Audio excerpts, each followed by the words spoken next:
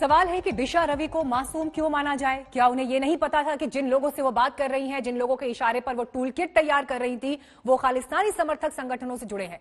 उस tool kit को दिशा जगह जगह शेयर कर रही थी। ग्रेटा थर्नबर्ग तक ये टूल किट पहुंचाया गया, ये जानते हुए कि ये सब दुनिया में भारत को बदनाम करने के लिए किया जा रहा है।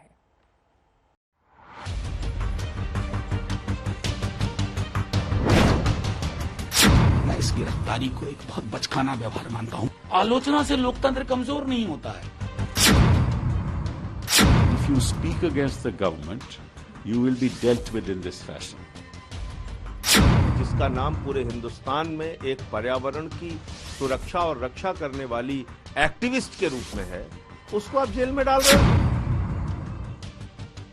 टूल किट केस में दिल्ली पुलिस ने जैसे ही बेंगलुरु से दिशा रवि को पकड़ा और उसे दिल्ली लेकर आई, वैसे इस पर सारे मोदी विरोधी एक ही दिशा में बोलने लगे।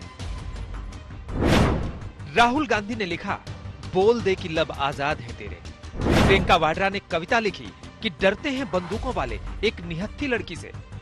पी चिदम्बरम ने लिखा, क्या किसानों के विरोध का समर्थन करने वाला टूल किट अब चीन की घुसपैठ से भी ज्यादा खतरनाक हो गया है। शशि थरूर ने लिखा कि भारत सरकार अपनी ग्लोबल इमेज को डैमेज कर रही है, क्या उसे इसकी परवाह नहीं। अरविंद केजरीवाल ने लिखा कि 22 साल की लड़की की गिरफ्तारी लोकतंत्र पर हमला है।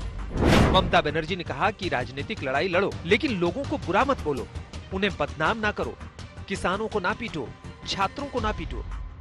ये भारत बैशिंग ब्रिगेड की साजिशी सुपारी सिंडिकेट। अब इस साजिशी सुपारी सिंडिकेट का कहां से तार जुड़ा हुआ है, कहां से इसके जो है वो देश को बदनाम करने की साजिश और षड्यंत्र के कहानी किस्से जुड़े हुए हैं, तो कानून को अपना काम करने दीजिए, एजेंसियों को अपना काम करने दीजिए। अब इस साजिशी सुपारी सिंडिकेट का अगर खुलासा हो रहा है तो कुछ सियासी सूरमाओं के सूपड़े सूझ रहे हैं। क्यों सूझ रहे हैं? ये तो अपने आप में दाल में काला दिखाई पड़ता है। दाल में काला नहीं, पूरी की पूरी दाल काली दिखाई पड़ती है। इसलिए दूध का दूध पानी का पानी हो जाएगा। लेकिन विपक्ष के ये हमले बीजेपी और सरकार के अपने तर्कों के सामने बेअसर है। दिशा रवि की गिरफ्तारी को बीजेपी और सरकार बिल्कुल सही मानती है, फिर चाहे वो 22 साल की ही क्यों ना हो। बीजेपी सांसद पीसी मोहन ने कहा कि आतंकी कसाब और बुरहान वानी भी तो 21 साल के थे। हरियाणा के गृह मंत्री अनिल विज ने यहां तक कह दिया कि देश विरोध का बीज जिसके भी दिमाग में हो, उसका समूल नाश कर देना चाहिए। केंद्रीय मंत्री गजेंद्र सिंह शेखावत ने कहा कि ये सब टूल एक ही किट के चट्टे बट्टे हैं।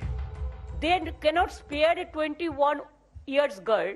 Fight the politics politically, but don't abuse the people, don't accuse the people, don't beat the farmers, don't beat the students. I don't think that a tweet by a girl of 21 or 22 can destabilize India.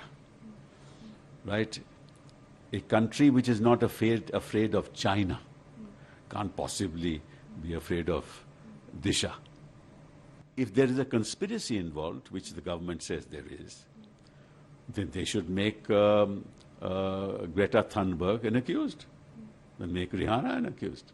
Arvind Kejriwal ji ने यही बताने की कोशिश की है कि democracy के अंदर हर व्यक्ति को अपनी आवाज उठाने का हक है। जो बच्ची 21 साल की उम्र में, जिसका नाम पूरे हिंदुस्तान में एक पर्यावरण की सुरक्षा और रक्षा करने वाली एक्टिविस्ट के रूप में है, उसको आप जेल में डाल रहे हो, उसके ऊपर आप राष्ट्रद्रोह लगा रहे हो। बयानों के इस राजनीतिक तूफान के बीच बीजेपी और सरकार डट कर खड़ी है, लेकिन उसकी सहयोगी जेडीयू ने भी बोला है कि इस तरह की गिरफ्तारियां सही नहीं हैं। संगीन धाराओं में किसी एक्टिविस्ट को गिरफ्तार करना, प्रताड़ना करना, ये हम उचित नहीं मानते। ये भारत का गणतंत्र और भारत का लोकतंत्र इतना कमजोर नहीं कि किसी के ट्वीट करने भर से यहाँ की सॉवरेंटी, इंटीग्रिटी और फ्रीडम समाप्त हो जाएगी। लिहाजा इन छोटी चीजों को इग्नोर करने का प्रयास करना चाहिए। मुझे बहुत प्रसन्नता हो अगर इन एंगल को खोजने के बजाय जो किसान संगठनों के द्वारा असंतोष के मुद्दे उठे हैं, उनको प्रमुखता से सॉल्व करने का प्रयास किया जाए। एक पक्ष यही सवाल कर रहा है कि 22 साल की छात्रा को गिरफ्तार करने से कैसा संदेश जाएगा? क्या 22 साल की छात्रा को गिरफ्तार करना जरूरी था? तो दूसरा पक्ष ये पूछ रहा है कि क्या उन लोगों की जांच नहीं की जानी चाहिए जो देश विरोधी टूल किट का हिस्सा बने हैं, फिर चाहे वो कुछ भी करते हो, फिर चाहे उनकी उम्र कुछ भी हो, क्योंकि कानून के सामने सब बराबर है। आज तक ब्यूरो।